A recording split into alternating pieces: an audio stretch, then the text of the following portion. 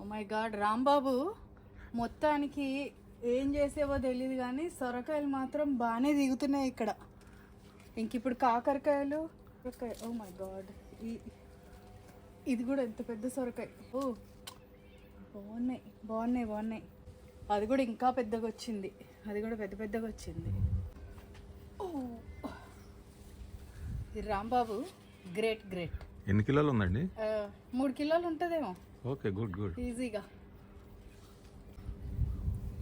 ఈసారి అసలు సొరకాయలు వస్తాయో రావు అని చాలా భయపడ్డాం.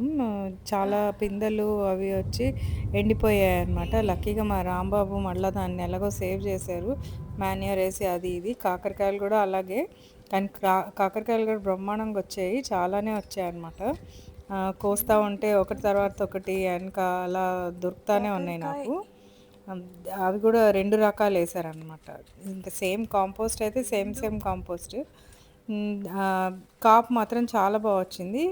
మళ్ళీ వెయిట్ చేస్తున్నాను నేను, మళ్ళీ ఇంకొకసారి కట్ చేసుకోవచ్చు. కానీ సొరకాయ మర్చిపోయాను ఫస్ట్ కాయ వదిలిపెట్టుకోవటానికి సీడ్స్ కనేసి. ఇది చూసారా, 2 రకాల కాకరకాయలు వచ్చాయి, సైజ్ కూడా భలే పెద్ద పెద్దగా ఉన్నాయి. Please like, subscribe. Thank you.